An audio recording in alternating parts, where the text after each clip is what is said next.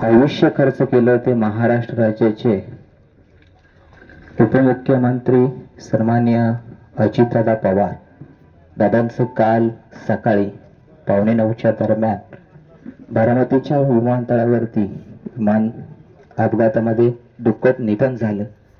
खरं तर दादांच्या जाण्यानं महाराष्ट्राची खूप मोठी हानी झाली आहे आणि म्हणून दादांना श्रद्धांजली अर्पण करण्यासाठी आपण सर्वजण या ठिकाणी उपस्थित आहात.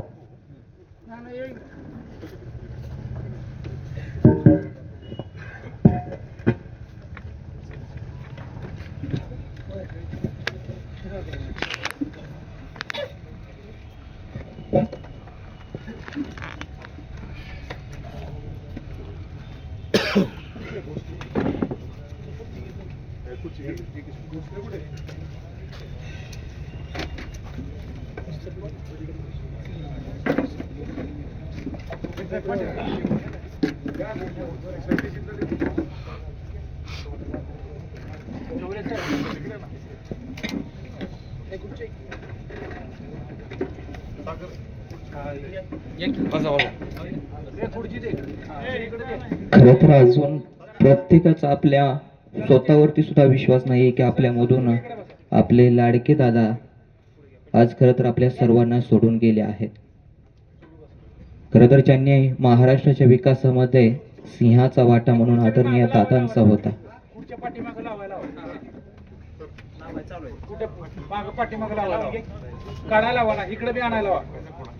जागेवरती उभा राहूयात. 2 मिनिटं स्तब्ध उभा राहून दादांच्या स्मृतींना आठवणींना उजाळ देऊन दादांना भावपूर्ण श्रद्धांजली अर्पण आपण या ठिकाणी करूयात.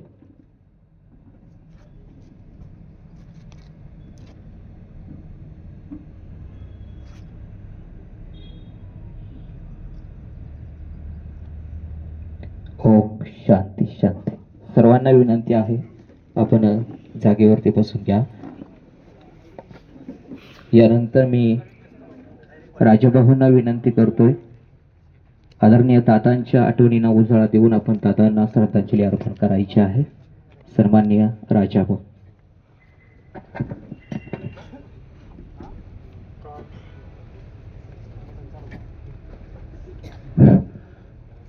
काल 28 जानेवारी रोजी आपल्यासाठी व आपल्या महाराष्ट्रासाठी एक काळा दिवस म्हणावा लागेल. कारण काल सकाळी आपल्या महाराष्ट्राचे लोकप्रिय उपमुख्यमंत्री व आपल्या पुणे जिल्ह्याचे लोकप्रिय पालकमंत्री श्री अजितदादा पवार यांचे विमान अपघातात दुःखद निधन झाले. अजित पवारांविषयी बोलायचं झालं तर दादा म्हणजे दादाच, कामाचा दादा अशी त्यांची ख्याती होती. काल सकाळी 9 वाजता ही बातमी वाऱ्यासारखी पसरली व एक मनाला सुन्न 10 मिनिटं कळलंच नाही काय झालंय. एक चांगला चेहरा आपण गमावला आहे. दादांचं काम म्हणजे निस्वार्थीपणे आणि 24 तास दादा लोकांची सेवा करत होते. आदरणीय दादांचं व्यक्तिमत्व सांगायचं झालं तर दादांचे सर्वांशी संबंध चांगले होते. म्हणजे भारतीय जनता पार्टी असेल, शिवसेना असेल, सर्व पक्षांशी त्यांचं काम करण्याची पद्धत वेगळी होती. दादा म्हणजे सकाळी 5 वाजल्यापासून संध्याकाळी झोपेपर्यंत काम करत होते. अशा या दादांचं काल जाणं म्हणजे आपल्या सर्वांसाठी विशेषतः पश्चिम महाराष्ट्र असेल किंवा पुणे जिल्ह्यासाठी खूप एक दुःखद आहे. दादांनी आजपर्यंत 6 वेळा उपमुख्यमंत्रीपदाची धुरा सांभाळलेली आहे आणि पुणे जिल्ह्याचं पालकमंत्री त्यांनी स्वीकारताना गोरगरिबांना न्याय द्यायचं काम केलेले आहे. अशा या दादांच्या काल जाण्यानं आपण सर्वजण पोरखं झाला आहात. अजितदादा म्हणजे एक महाराष्ट्राचं लोकप्रिय व्यक्तिमत्व होतं आणि अशा दादांना मी आपल्या भारतीय जनता पार्टी इंदापूर मध्य विधानसभेच्या वतीनं भावपूर्ण श्रद्धांजली वाहतो. धन्यवाद. यानंतर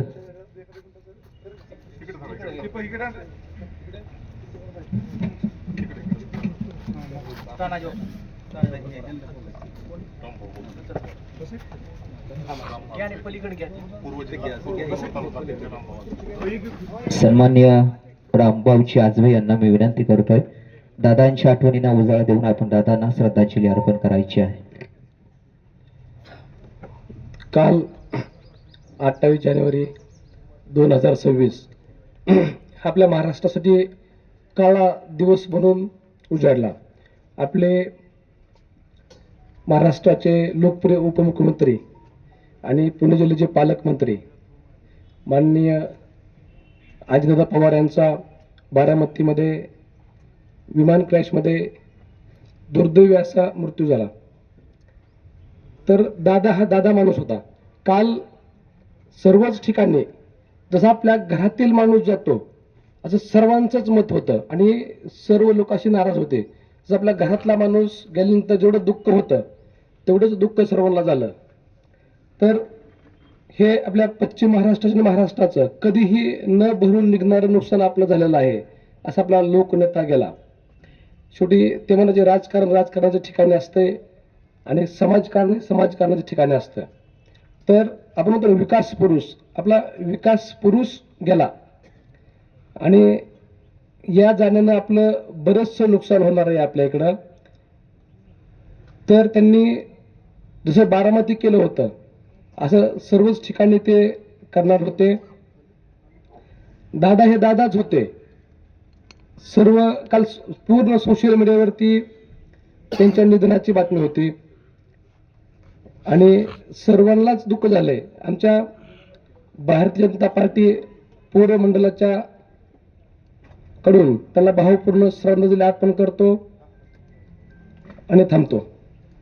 धन्यवाद. यानंतर भारतीय जनता पक्षाचे पुणे जिल्ह्याचे किसान मोर्चाचे अध्यक्ष सन्माननीय तानाजी बापू थोरात, मी बापूंना विनंती करतोय दादांच्या आठवणींना उजाळा देत आपण दादांना श्रद्धांजली अर्पण करायची आहे.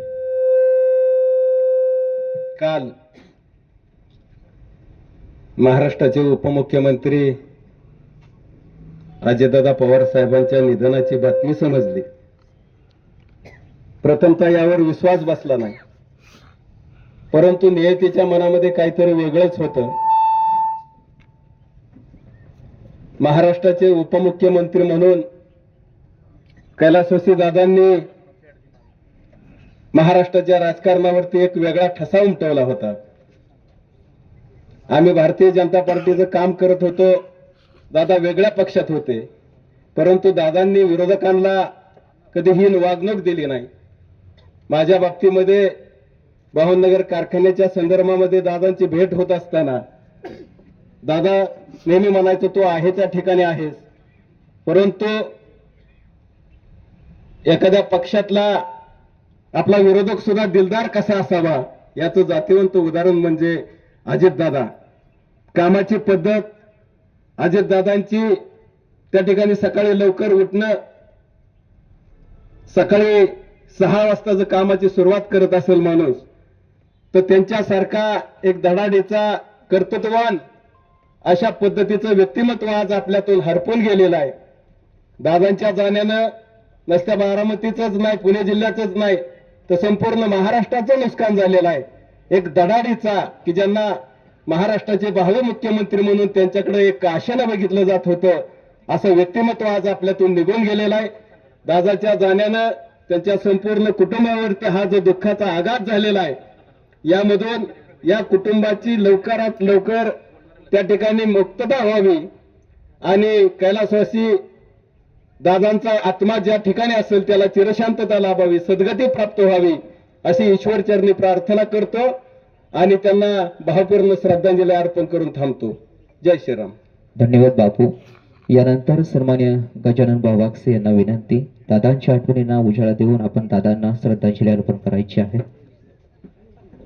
तेजस देवकाते पाटील विनंती, आपण समोरच्या बाजूला येऊन स्थानपन्न व्हायचं आहे. काही माणसं अशी असतात की ज्यांची गावामुळे भागामुळे ओळख असते आणि काही भाग असे असतात की ज्यांची माणसामुळे ओळख असते. बंधूंनो, पश्चिम महाराष्ट्राला जी ओळख दिली होती, तुम्ही भारताच्या कुठल्या कानाकोपऱ्यात कुठल्याही राज्यात जावा, तुम्ही स्वाभिमानाने सांगत होता की सांगता की अजूनही सांगता कुठल्या तर बारामतीच आहे म्हणून. ज्या माणसांमुळे ज्या संघर्षामुळे ही ओळख मिळाली होती तो आज कर्तृत्ववान महान नेता आपल्यातून निघून गेलेला आहे. राजकारणाच्या पलीकडे राजकारण बाजूला ठेवून बोलायचं झालं तर माझ्यासारख्या छोट्या कार्यकर्त्याच्या आजपर्यंतच्या आयुष्यात दादावर कधीही जातीपातीचा कुठला चिखल उडलेला मी बघितला नव्हता. कुठल्याही जातीवादाच्या त्या चिखलात ते कधी उतरलेले होते. हजरजबाबी नेता आणि त्यांनी एका अधिकाऱ्याला एका कार्यालयात कधी फोन केला तर त्या कार्यालयात कधी डबल त्यांना कामासाठी फोन लावावा लागत नव्हता. असं नेतृत्व मित्रांनो मला वाटत नाही की परत घडेल म्हणून. जास्त काही बोलण्यासारखं नाही. माझ्यासारख्या छोट्या कार्यकर्त्याकडून भारतीय जनता पार्टी पुणे जिल्हा ओबीसी मोर्चाकडून अशा कर्तृत्ववान उपमुख्यमंत्र्यांना आदरणीय अजितदादांना मी भावपूर्ण श्रद्धांजली अर्पण करतो व त्यांच्या आत्म्यास चिरशांती लाभो अशी ईश्वरचरणी प्रार्थना करतो आणि थांबतो. धन्यवाद. यानंतर आमचे मार्गदर्शक सन्मान्य रामचंद्रजी निंबाळकर यांना विनंती आहे, आदरणीय दादांच्या आठवणींना उजाळा देऊन आपण दादांना श्रद्धांजली अर्पण करायची आहे. सन्मान्य रामचंद्रजी निंबाळकर. आज भारतीय जनता पार्टी इंदापूर तालुका श्रद्धांजलीचा कार्यक्रम ठेवलेला आहे. बारामती तालुक्याचे लोकप्रिय आमदार आणि युतीतल्या महाराष्ट्र राज्याचे उपमुख्यमंत्री आदरणीय दादा यांचा काल अपघाती दुर्दैवी असा मृत्यू झालेला आहे. ज्यावेळेस सकाळच्या पारी आपण उठून कामाला लागतो आणि त्यावेळेस 8:45च्या वेळेस त्यांच्या विमानाचा अपघात झाला आणि ज्यावेळेस ही बातमी वाऱ्यासारखी परिसरामध्ये पसरली त्यावेळेस त्या बातमीवर विश्वास सुद्धा बसला नाही. त्यावेळेस अनेक जणांना फोन करून या बातमीची खात्री करून घेतली आणि ही बातमी खरी असल्याची समजली आणि त्या घटनास्थळावर गेलो असता त्या ठिकाणी प्रचंड असा जनतेचा असा प्रचंड असा सागराची लाट यावी त्याप्रमाणे लाट आलती. प्रचंड गर्दी झाली. लोकांना विश्वास वाटला. काय लोकांच्या डोळ्यातून अश्रू वाहत होते. अशा प्रचंड दुःखद घटना काल घडली. खरंच अत्यंत दुःख झालं. माझा आणि त्यांचा छत्रपतीच्या कारखान्याच्या निवडणुकीमध्ये एकत्र पॅनेल असल्यामुळं संबंध आला आणि त्यावेळेस त्यांनी आमच्या छत्रपतीच्या कारखान्यामध्ये 6 गटामध्ये 6 सभा घेतल्या आणि त्यावेळेस आणि आमच्या जो पासून काटेवाडी आणि भवाननगरची शिवच आहे बारामती तालुका आणि इंदापूर तालुका. त्या पुलाच्या वर गेले की बारामती तालुका, पुलाच्या खालच्या बाजूला आलं की इंदापूर तालुका. दैनंदिन जीवनामध्ये त्यांचे अनेक संबंध येत होते आणि खरंच आता वक्ष्यांनी सांगितल्याप्रमाणे कर्तृत्ववान माणसाची ओळख त्या गावावरून नाही पण त्या माणसाच्या नावावरून होती.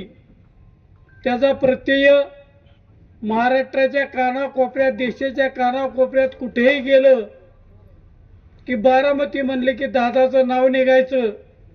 अशा प्रकारचा कर्तृत्ववान माणूस आपल्यातून गेलाय.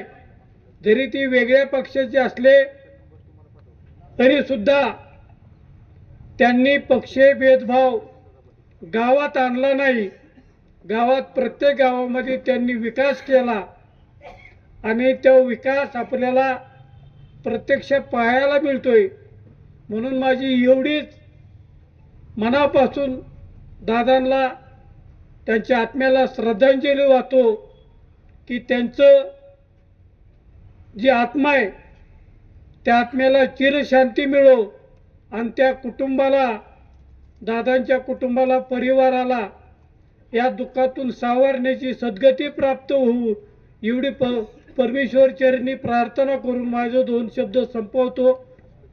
धन्यवाद. यानंतर ज्येष्ठ नेते सन्माननीय मारुती अण्णा वनवे अण्णांना विनंती आहे आपण अजितदादांना श्रद्धांजली अर्पण करावी. सन्माननीय मारुती अण्णा वनवे. शोकाकुल बंधू आणि भगिनींनो, भारतीय जनता पार्टी इंदापूर तालुक्याच्या वतीने आज आपण इथं शोकसभा आयोजित केलेली आहे. कालच आपल्या महाराष्ट्राचे लाडके उपमुख्यमंत्री आदरणीय अजितदादा पवार यांचा विमानाच्या क्रॅशमध्ये मृत्यू झाला आणि ही बातमी खरंच समजल्यावर ही अत्यंत सर्वांना दुःखदायी अशी घटना होऊ नये. आपल्या घरातली एखादी व्यक्ती गेल्यानंतर जेवढं दुःख माणसांना होतं तेवढं महाराष्ट्रातील या जनतेला या नेत्यामुळे दुःख झालेलं आहे. खरं तर या नेत्याचा आपण आता इंदापूर आणि बारामती जवळ असल्यामुळं त्यांची कामाची पद्धत, त्यांचं प्रशासनामधला सगळा दबदबा, प्रशासनाकडून कसं काम करायचं असं व्यक्तिमत्व या महाराष्ट्रामध्ये दुसरं कुठलं होणे नाही.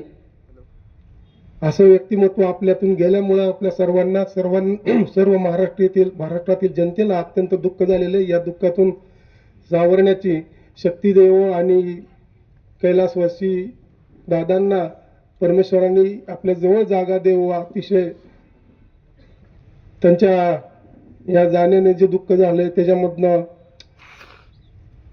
अतिशय आता काही गोष्टी बोलता येत नाही तितकं दुःख सर्वांना झालंय. त्यातनं त्यांना या दुःखातून सावरण्याची शक्ती देवो, त्यांच्या आत्म्यास चिरशांती लाभो अशी ईश्वरचरणी प्रार्थना करतो आणि थांबतो. धन्यवाद. यानंतर ज्येष्ठ नेते बाबासाहेब चौरे यांना विनंती आहे अजितदादांच्या आठवणींना उजाळा देऊन दादांना आपण श्रद्धांजली अर्पण करायची आहे. सन्माननीय बाबासाहेब चौरे. शोकाकुल बंधू भगिनींनो, आज आपण या ठिकाणी आदरणीय कैलासवासी अजितदादा पवार यांना आदरांजली वाहण्यासाठी एकत्र आलेलो आहोत. दादाचं नेतृत्व आपल्या सगळ्याला कल्पना आहे. एक महाराष्ट्रामधलं धडाडीचं वादळी आणि विकासाभिमुख असं ते नेतृत्व होतं. दादांना कामाचा झपाटा आणि वेळेचं भान होतं. दादा वेळेला अचूक निर्णय घेण्यामध्ये माहिर होते.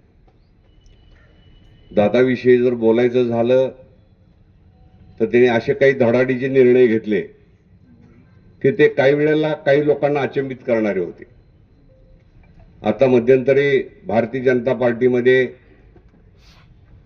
त्यांच्या पक्षाचा सपोर्ट देणं हे त्यांनी खूप मोठ्या अडचणीत तोंड देऊन, मोदी साहेब हे विकास पुरुष आहेत आणि मला महाराष्ट्राचा विकास करायचा आहे, आमच्या भागाचा विकास करायचा आहे म्हणून मोदी साहेबांना साथ देण्यासाठी त्यांनी आपल्या घरच्याची सुद्धा साथ सोडली. असा धडाडीचा नेता मी महाराष्ट्रात बघितला नाही. विकासासाठी जे जे शक्य आहे ते करायचं असं दादाचं एक विकासाभिमुख नेतृत्व होतं. दादांना काळाची पावलं आणि वेळेचं भान फार होतं. प्रदीपजी आपल्याला आठवत असेल 95ला आपण विधानसभा लढला त्यावेळेला मी फॉर्म भरला होता. त्यावेळेला बापू निवडून येणार नाहीत ही अजितदादांना आधीच कल्पना होती. त्यांनी माझ्या मागे अजित फोरमची 2 माणसं, चव्हाण सर आणि आपले उपसभापती गायकवाड हर्षवर्धन जे आपल्या भैयांचे सासरे, ते 2-3 दिवस माझ्या मागे होते की तुम्ही निवडून येताय, तुमचं काम खूप चांगलं आहे, तुम्ही आमच्या पक्षात या, तुम्ही आमदार होताय. म्हणजे इतकी दूरदृष्टी होती आणि कामा लक्ष ठेवून महाराष्ट्राच्या राजकारणावर असायची. त्यावेळेला मी अटल बिहारी वाजपेयी आणि भाजपच्या विचारानं इतका भारून गेलो होतो की दादांनाचा मला शेवटी हर्षवर्धन गायकवाड म्हणले तुम्ही फोनवर तरी बोललो. दादा म्हणले तुम्ही आमदारकी संधी आली आमच्याकडे या, तुम्ही आमदार होताय. दादा म्हणलं तुम्ही बोलताय आभारी आहे पण आम्ही इतकं विचाराने भारून गेलेलो आहोत आणि त्या पक्षासाठी आयुष्य दिलेलं आहे. एक तर प्रदीपचा फॉर्म राहील किंवा माझा फॉर्म राहील आणि आम्ही ती निवडणूक लढलो. पण दादानं त्यावेळेला म्हणजे की कोण कार्य करतं सगळ्या महाराष्ट्रावरती लक्ष असायचं. काल बघितलं असेल आपण की त्या विद्याप्रतिष्ठानावरती रात्री 12 वाजेपर्यंत तरुणांची गर्दी महाराष्ट्र लोटला होता. महाराष्ट्रातला कर्तृत्वान राजकारणी माणूस कुठल्याही पक्षाचा असो, दादा त्यांना परिचित होते आणि त्याच्यावरती प्रेम करायचे आणि पक्षपात कधीही करायचे नाही. त्यांच्याकडे काम घेऊन गेलं तर ते काम योग्य असेल तर करणार, नाही म्हणजे नाही म्हणून सांगणार, निर्भीडपणा होता. असा परखड राजकीय नेता महाराष्ट्राला भविष्यात होईल का नाही माहीत नाही. तसा नेता घडावा आणि महाराष्ट्राच्या विकासाची, देशाच्या विकासाची, मायभूमीची सेवा करणं आणि त्यासाठी प्रत्येक कार्यकर्त्यांनी वाहून घेणं हीच दादांना खरी आदरांजली होणार आहे, श्रद्धांजली होणार आहे. मी माझ्या चौरे परिवाराच्या वतीनं, भारतीय जनता पार्टीचा एक राष्ट्रीय परिषद सदस्य या नात्यानं, भारतीय जनता पार्टीच्या वतीनं आणि आपल्या सगळ्याच्या वतीनं दादाच्या आत्म्याला चिरशांती लाभावी आणि त्यांच्या कुटुंबियांना या अचानक घडलेल्या दुःखातून सावरण्याची शक्ती मिळो अशी प्रार्थना करतो. धन्यवाद. धन्यवाद. यानंतर सन्माननीय विलास बापू वाघमोडे पाटील बापूंना विनंती आहे दादांना आपण श्रद्धांजली अर्पण करावी. सन्माननीय विलास बापू वाघमोडे.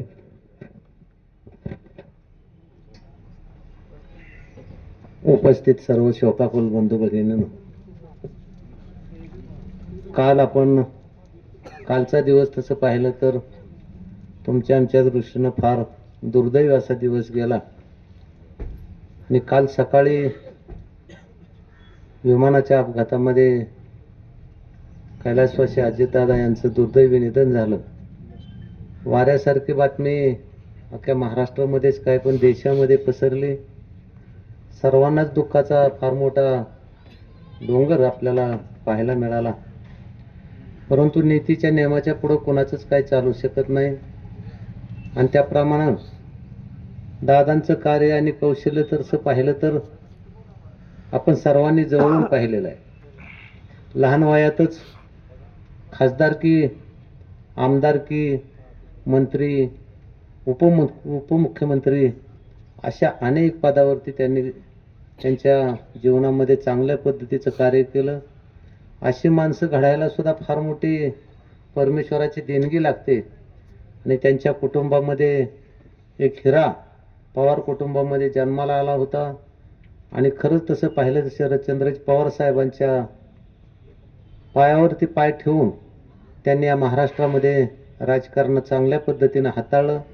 सर्वसामान्य माणसाची नाडी ओळखून काम करणारा नेता, शेती असो, औद्योगिक क्षेत्र असो, किंवा शेतीसाठी लागणारं पाणी असो किंवा कुठलंही विकासाचं काम करायचं म्हणलं तर शब्दाला पक्का असणारा नेता आज आपल्यातून हरपलेला आहे. आणि त्यामुळं तुमच्या आमच्या भावनेला फार मोठा धक्का बसलेला आहे. परंतु दुर्दैवानं सर्वांनाच त्या ठिकाणी जायचंय.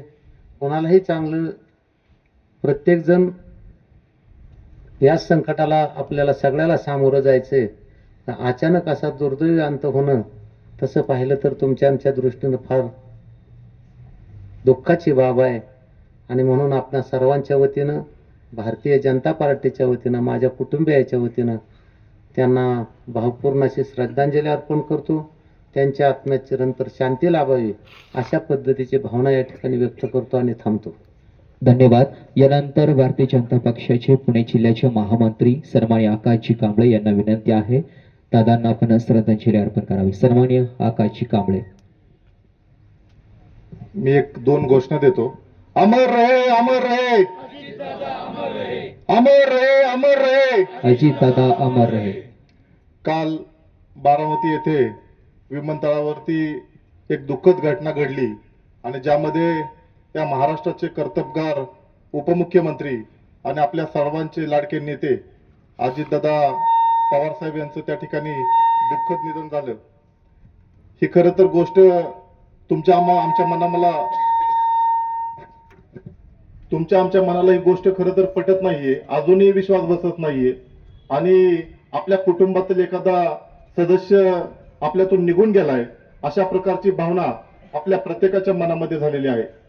खरं तर आम्ही राजकीय जीवनामध्ये काम करत असताना आपण कुठल्या तरी एका विचारधारेवरती काम करत असतो, परंतु राजकारणामध्ये काम करत असताना आपण कुणाचं तरी आपण मार्गदर्शन घेत असतो, कुणाचा तरी विचार आपल्या मनामध्ये आत्मसात करत असतो. अशा प्रकारचे विचार खऱ्या अर्थानं तुमच्या आमच्या मनामध्ये ज्यांनी कायमस्वरूपी रुजवून ठेवलेले आहेत असे अजितदादा खऱ्या अर्थानं आपल्यामधून निघून गेलेले आहेत. खरं तर येथे बसलेल्या प्रत्येकच माणसाच्या मनामध्ये प्रचंड दुःख झालेलं आहे, प्रचंड वेदना झालेल्या आहेत. हे दुःख पचवताना अतिशय बिकट अशा प्रकारचं खरं तर वातावरण या संपूर्ण महाराष्ट्रामध्ये आणि शक्यतो इंदापूर आणि बारामतीमध्ये निर्माण झालेला आहे. अजितदादांचा जन्म 22 जुलै 1959 साली अहमदनगर जिल्ह्यामध्ये या ठिकाणी झाला आणि कालपासून जी पोस्ट फिरते, ज्या अजितदादांना 66 वर्ष 6 महिन्यांनी 6 दिवस पूर्ण झालेले होते आणि या महाराष्ट्राचे मुख्यमंत्री सुद्धा अजितदादा 6 वेळा झालेले होते. अशा प्रकारची जी पोस्ट सोशल मीडियावरती फिरत आहे ही खरं तर सगळं विदारक आहे. आणि 8:44 त्या ठिकाणी बारामती विमानतळावरती विमान त्या ठिकाणी उतरत असताना जर तो व्हिडिओ आपण पाहिला तर 8:44 विमान त्या ठिकाणी येत आहे आणि पुढच्या 3 सेकंदामध्ये त्या विमानाचा ब्लास्ट होतो आणि एवढा प्रचंड त्या ठिकाणी ब्लास्ट झालेला आहे. त्यामध्ये अजितदादांचं दुःखद निधन झालेलं आहे आणि ते निधन होत असताना खऱ्या अर्थाने या महाराष्ट्राची प्रचंड मोठी हानी झालेली आहे. ही हानी भविष्यामध्ये कधीच भरून निघणार नाही. तुमच्या आमच्या एखाद्या खेड्यागावातील एखादा सामान्य नागरिक जर एखादा पेपर दादांकडे घेऊन गेला तरी दादा त्याला कधीच म्हणत नव्हते हे काम माझ्याकडून होणार नाही. दादांचे मुंबईमधील असू द्यात, बारामतीमधील सह्याद्री सोसायटी असू द्यात, जिथं दादा असतील त्या ठिकाणी निवेदन स्वीकारण्याचा कार्यक्रम दादांचा सातत्याने चालू असायचा. आपण जरी विरोधी पार्टीमध्ये काम करत असताना सुद्धा दादांचं या ठिकाणी मनापासून कौतुक करावं असं वाटतं. अशा प्रकारचे नेते, अशा प्रकारचे उद्याच्या काळातील मार्गदर्शक पुन्हा होणे नाही अशा प्रकारचे शोक तुमच्या आमच्या मनामध्ये आहे. आणि काल परवाच्या अजितदादांनी ज्यावेळेस काठेवाडीमध्ये त्यांच्या जिल्हा परिषद आणि पंचायत समितीचा नारळ फोडला त्यावेळेस सुद्धा आपल्या इंदापूर तालुक्याचे नेते प्रेमभाई माने आणि प्रदीपदादा गारेटकर यांचा त्यांनी त्या शेवटच्या भाषणामध्ये उल्लेख केलेला होता. म्हणजे एखादा दूरदृष्टी असणारा नेता ज्यावेळेस आपल्यामधून एखादा मोठा होतो परंतु तरी सुद्धा आपल्या कार्यकर्त्यांवरती कशा पद्धतीचं लक्ष असतं, कशा पद्धतीचं कार्यकर्त्यांना प्रेम द्यायचं असतं हे खऱ्या अर्थानं अजितदादाकडून शिकलं पाहिजे. जरी प्रदीपदादा असतील, प्रेमभाई असतील, यांनी दुसरी वाट पकडलेली असेल तरी सुद्धा आपला कार्यकर्ता आहे आणि आपल्या कार्यकर्त्यावरती कशा पद्धतीचं प्रेम करायचं ह्याचं सुद्धा ज्वलंत उदाहरण आपण खऱ्या अर्थानं अजितदादाकडून शिकलं पाहिजे. खरं तर अजितदादांच्या कुटुंबियावरती हा फार मोठा दुःखाचा डोंगर कोसळलेला आहे. ह्या दुःखाच्या डोंगरामधून अजितदादाच्या कुटुंबियांना, या महाराष्ट्रातील तमाम जनतेला या दुःखातून सावरण्याची शक्ती परमेश्वराने द्यावी अशा प्रकारची प्रार्थना मी परमेश्वरांना करतो. आणि अजितदादांना या ठिकाणी मी सर्व भारतीय जनता पार्टीच्या वतीनं, इंदापूर तालुक्याच्या वतीनं या ठिकाणी श्रद्धांजली अर्पण करतो. धन्यवाद. धन्यवाद. यानंतर इंदापूर तालुक्याचे युवा नेतृत्व सन्माननीय प्रवीण भैया माने यांना विनंती आहे आपण दादांच्या आठवणींना उजाळा देऊन दादांना आपण श्रद्धांजली अर्पण करावी. सन्माननीय प्रवीण भैया माने. नमस्कार. शोकाकुल बंधू आणि भगिनींनो, खरं तर कालचा 28 जानेवारी 2026 हा दिवस आपल्यासाठी खूप क्लेशदायक आणि काळा दिवस होता असं समजलं तरी काही हरकत नाही. महाराष्ट्र राज्याचे कर्तबगार उपमुख्यमंत्री, दिलदार व्यक्तिमत्व, रुबाबदार नेता परमेश्वरानं आपल्या सगळ्यांकडून या ठिकाणी खेचून घेतला आणि काल 9:15 दरम्यान मला पहिला फोन आला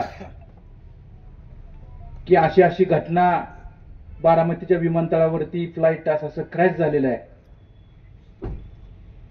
आणि त्यामध्ये राज्याचे उपमुख्यमंत्री आदरणीय अजितदादा पवार साहेब त्या फ्लाईटमध्ये आहेत अशी माहिती कळते.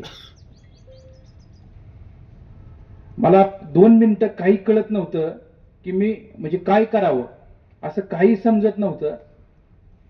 मी 2 मिनिटं थांबलो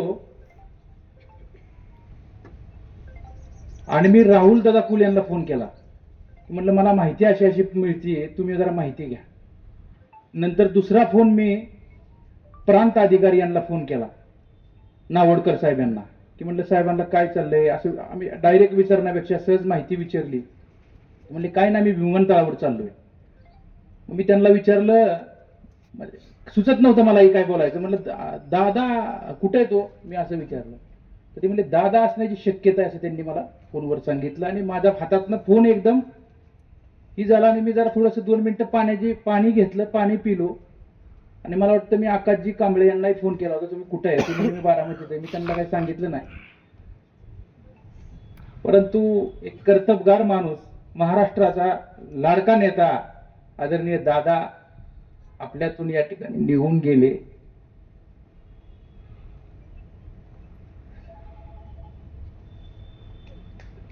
मला शब्द सुचत नाहीत, कारण की खूप प्रेमळ होते दादा. रागवायचे दादा, खवळायचे दादा, बोलायचे आणि नंतर बोलवून घेऊन त्यांचं काम सुद्धा करायचे. असा कित्येक महाराष्ट्रातील नागरिकांना हा त्यांच्या स्वभावाचा अनुभव आहे. जेव्हा ती गोष्ट माझ्या कानावर आली तेव्हा मला ती ऐकून ती माझा बुद्धी ती स्वीकार करायला तयार होत नव्हती, आज देखील तयार होत नाही. परंतु जो आवडे सर्वांना तोच आवडे देवाला, या म्हणीप्रमाणे आज आपल्या दादा या ठिकाणी नाहीत. आम्ही काल जेव्हा हॉस्पिटलला त्या ठिकाणी गेलो तेव्हा माझ्या डोळ्यानं बघितलं, तेव्हा मला थोडीशी चक्कर आल्यासारखी झाली. मी तिथंच खाली बसलो, अर्धा तास तिथं सगळी नेते मंडळी होती. मी काल दिवसभर बारामतीमध्ये, पण आयुष्यामधला दिवस हा कधी कोण विसरू शकणार नाही. हा काळा दिवस आहे आपल्या सगळ्या महाराष्ट्रातील प्रत्येक जनतेसाठी. 28 जानेवारीचा हा दिवस काळा ठरला असं माझं या ठिकाणी बांधवांना मत आहे. आदरणीय अजितदादांची माझी ओळख सोनाई परिवाराचे अध्यक्ष आदरणीय मानेदादा आणि त्यांचा खूप विशेष जिव्हाळा होता. आमच्या माने परिवाराचा विशेष स्नेह होता. जेव्हा आदरणीय मानेदादांनी राष्ट्रवादी काँग्रेस पार्टीमध्ये या ठिकाणी प्रवेश करण्याचा निर्णय घेतला तेव्हा ह्याच आदरणीय अजितदादांनी आदरणीय मानेदादांना प्रवेश दिला, त्यांना मान सन्मान दिला, त्यांना राज्यस्तरीय एका समितीचं अध्यक्ष महामंडळ या ठिकाणी दिलं आणि कार्यकर्त्यांच्या पाठीमागं, मानेदादांच्या पाठीमागं ताकद निर्माण केली ही अजितदादांनी केली होती. त्यावेळेस राष्ट्रवादी काँग्रेस पक्षाची मजबूत फळी इथं या ठिकाणी होती, पण आणखी मजबूत कशी होईल यासाठी अजितदादांनी 2002ला या ठिकाणी प्रयत्न केले आणि आमच्या माने परिवारावरती विशेष प्रेम आदरणीय अजितदादांचं होतं.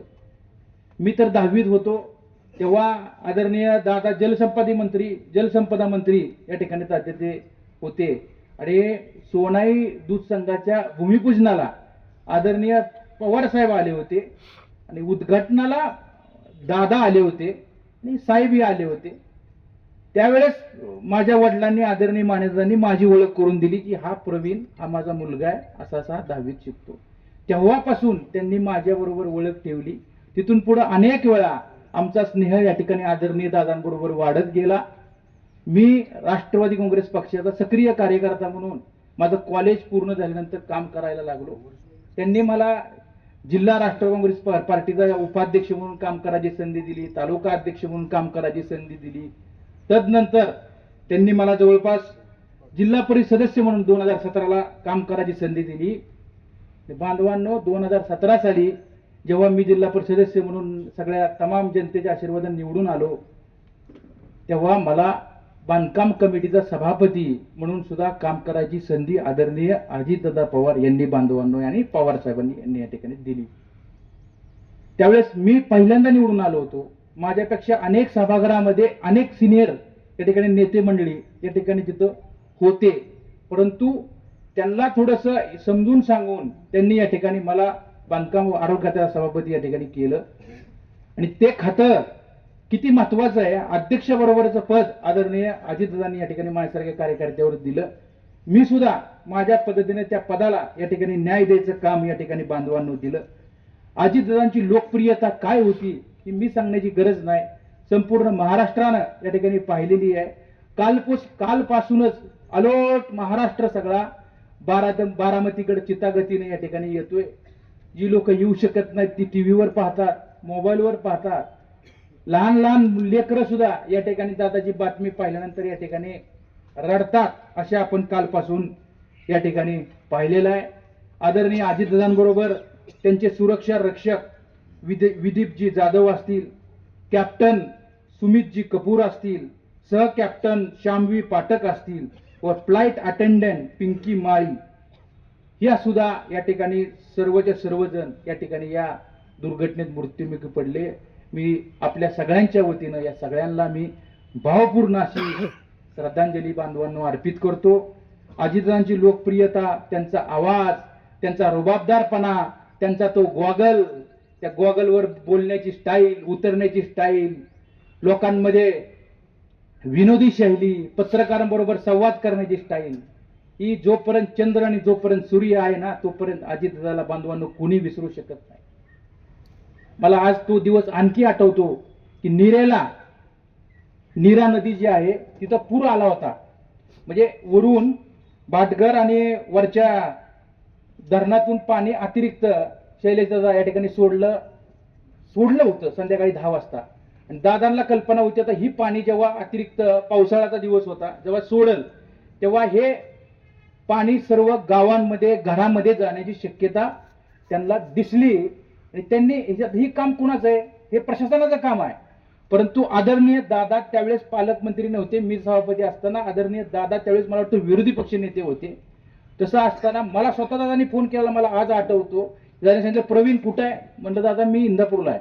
म्हणले आत्ता 11:15 वाजलेले आहेत, तू आत्ता फोन ठेवला की ज्या नीराकडीच्या नदीच्या जे लोक आहेत तिथले सरपंच पदाधिकारी आहेत त्यांना जाऊन सगळ्यांना वैयक्तिक फोन करा आणि सांगा की वरून पाण्याचा फ्लो वाढलेला आहे, आपल्या घरामध्ये पाण्याची जाण्याची शक्यता आहे, कुठल्याही शेतकऱ्याचं नुकसान होऊ नये याची काळजी तू स्वतः जाऊन सगळ्या पदाधिकाऱ्यांनी घ्या, असा माझा तुम्हाला आदेश आहे.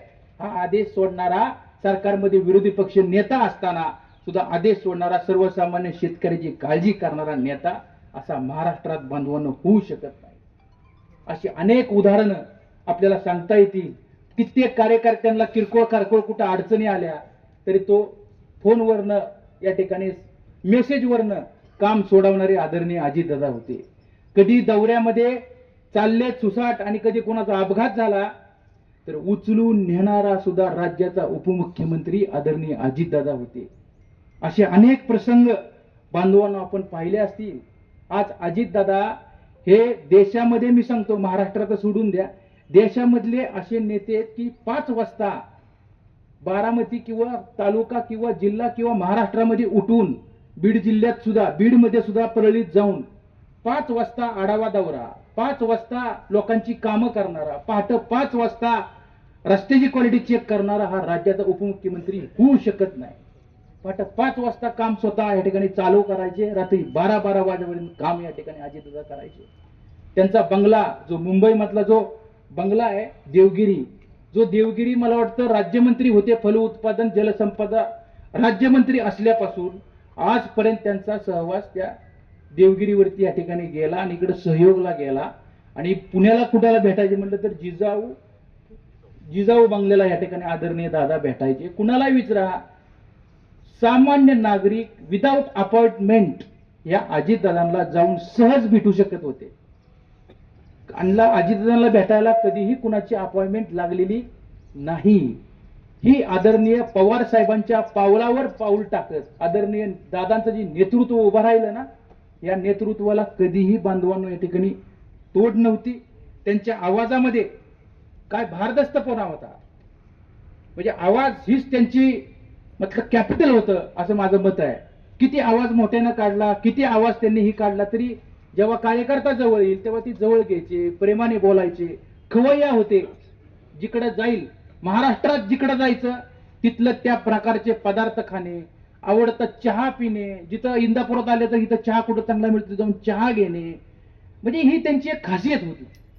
असा नेता होणे नाही.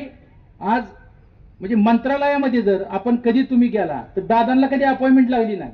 कधी सामान्य नागरिक मंत्रालयामध्ये उपमुख्यमंत्र्याला जाऊन भेटू शकत होते. असे नेते या ठिकाणी होऊन गेले. ग्रामपंचायत असू द्या, सोसायटी असू द्या, पंचायत समिती असू द्या, जिल्हा परिषद असू द्या, मार्केट कमिटी असू द्या, प्रत्येक या जी काय संस्था आहेत त्यातला खडा ना खडा अभ्यास, खडा ना खडा कार्यकर्ते आणि सगळ्या खचाखुणा त्यांना माहित होत्या आणि ते न बोलता समजून सांगायचे ते कशासाठी आलेत. ही एक त्यांच्या स्वभावाची एक खासियत आदरणीय अजितदादांची बांधवांनो या ठिकाणी होती. अशा यातून खूप मोठं नुकसान संपूर्ण महाराष्ट्राचं बांधवांनो या ठिकाणी झालेलं आहे.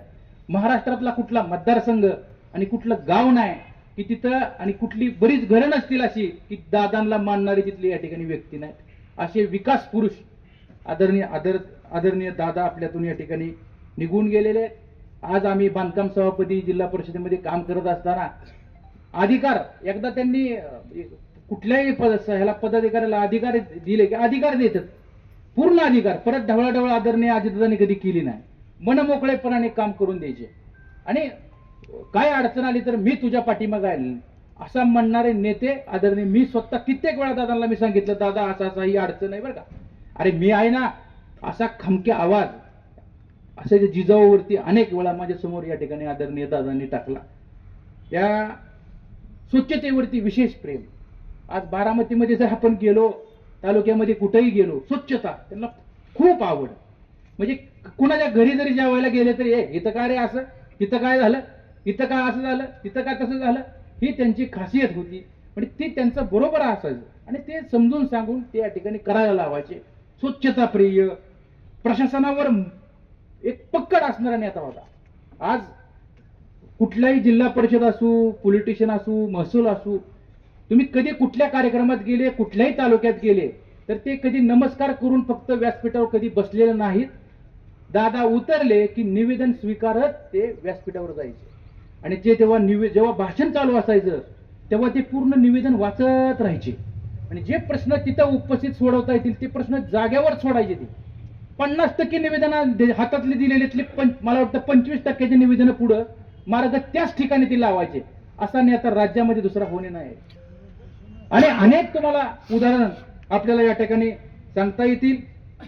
आज त्यांची एवढी धावपळ, काल सुद्धा त्यांच्या 4 सभा या ठिकाणी होत्या. स्वतःसाठी येत नव्हते, असणाऱ्या कार्यकर्त्यांसाठी पहाटे 6 वाजता 8 वाजता तिथून हल्ले विमानानं आणि इथं आलं, काळाने घात घातला आणि आज दादा बांधवांनो या ठिकाणी आपल्यामध्ये नाहीत. या राज्याचे अर्थमंत्री म्हणून त्यांनी काम केलं. अर्थमंत्री कसा असावा, अर्थमंत्री असताना त्यांनी एवढ्या करोड रुपयाची अर्थसंकल्प मांडताना चांगले सीए किंवा अर्थतज्ञाला सुद्धा त्यांचा अभ्यास भारी पडत होता. कित्येक वेळा अर्थतज्ञाला न विचारता अजितदादा सांगायची त्याच पद्धतीनं या ठिकाणी आकड्याची सुद्धा रचना त्या ठिकाणी करावी लागत असायची. हा त्यांचा दांडगा अभ्यास होता. 6 वेळा उपमुख्यमंत्री. अहो आज आपण ग्रामपंचायतीला सदस्य व्हायचं म्हणलं तर कशी परिस्थिती आहे. 6 वेळा राज्याचे उपमुख्यमंत्री होणं सोपं नाहीये. ते 6 वेळा राज्याचे उपमुख्यमंत्री झाले. अर्थमंत्री खातं त्यांच्याकडे आहे, जिल्ह्याचे पालकमंत्री होते, अशा अनेक ऊर्जा मंत्री होते. ऊर्जा मंत्री असताना या इंदापूर तालुक्यामध्ये सगळ्यात जास्त सबस्टेशन अजितदादांनी या ठिकाणी या इंदापूर 22 का काय ऊर्जा मंत्री असताना या ठिकाणी सबस्टेशन मंजूर केले.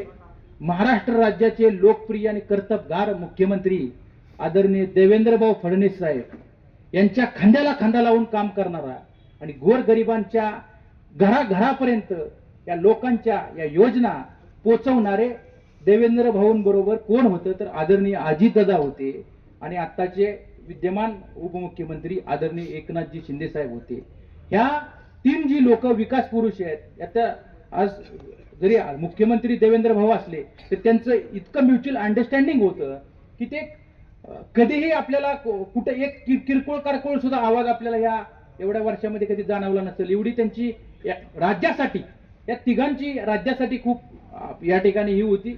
त्यामुळं निश्चितच या राज्यावरती आलेलं ही जी संकट आहे, पवार परिवारावरती पूर्ण संकट आलेलं आहे. आदरणीय साहेब असतील किंवा पवार परिवार या संपूर्ण पवार फॅमिलीला पूर्ण फॅमिलीच अशी आहे, लोकांसाठी गोरगरिबांसाठी झटणारी आहे. सुप्रियाताईंचंही त्याच पद्धतीने या ठिकाणी काम या परिसरामध्ये सुरू आहे. या पवार फॅमिलीवर जे आलेला दुःखाचं जे डोंगर आहे, हे डोंगर या ठिकाणी बाजूला जाऊन त्या दुःखातून या पवार फॅमिलीला या ठिकाणी दूर करण्यास संकटातून ही फॅमिली बाहेर निघावी अशा प्रकारची मी आपल्या सगळ्यांच्या वतीनं मी प्रार्थना करतो. आणि आदरणीय लोकनेते, विकास पुरुष, सगळ्या समाजाला, जाती धर्माला बरोबर घेऊन जाणारा एक नेता आज आपल्यातून या ठिकाणी खेचून घेतलेला आहे. आमच्या माने परिवारावरती विशेष मी 2 महिन्यापूर्वी आदरणीय अजितदादांना सहज फोन केला, दादा मला तुम्हाला भेटायचंय. दादा म्हणले मी आजारी, माझा घसा दुखतोय. मी खोटं सांगत नाही, मला वाटतं डिकले साहेब त्यांचे OSD होते. मी त्यांना पहिल्यांदा फोन केला होता. डिकले साहेब म्हणले दादा मंत्रालयात येणार नाहीत, कालपासूनच ते थ्रोट इन्फेक्शन झालेले, ताप भरपूर आहे अंगामध्ये, तुम्ही काय फोन करू नका. पण मी त्यांना सांगितलं फक्त दादांना तुम्ही सांगा की प्रवीण मानेंचा फोन आला होता, मला तुम्हाला 2 मिनिटं भेटायचे. ठीक आहे म्हणले, मी निरोप या ठिकाणी दादांना ठेवतो. मी भारतीय जनता पार्टीचा एक इथं कार्यकर्ता म्हणून काम करत असताना डिकले साहेबांनी निरोप ठेवला. ते आजारी होते. डिकले साहेबांनी ते निरोप दिल्या आदरणीय दादांनी त्याला सांगितलं, त्याला म्हणा उद्या तू 3 वाजता मंत्रालयात ये. मी 3 वाजता दुसऱ्या दिवशी मंत्रालयामध्ये गेलो होतो. तर दादा गोळ्या खाऊन अँटीबायोटिक वगैरे घेऊन त्या मंत्रालयामध्ये आले होते. मी त्यांना तिथं भेटलो. समक्ष आमची 15 मिनिटं आदरणीय अजितदादांची चर्चा झाली, सखोल चर्चा झाली. ही माझ्या आयुष्यातली एक विस्तृत भेट, ही शेवटची ठरली बांधवांना.